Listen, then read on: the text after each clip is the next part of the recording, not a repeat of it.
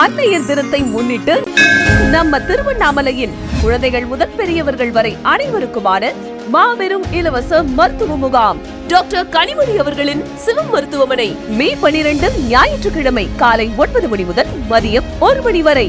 நோய் குறித்த பயமா இனி வேண்டாம்.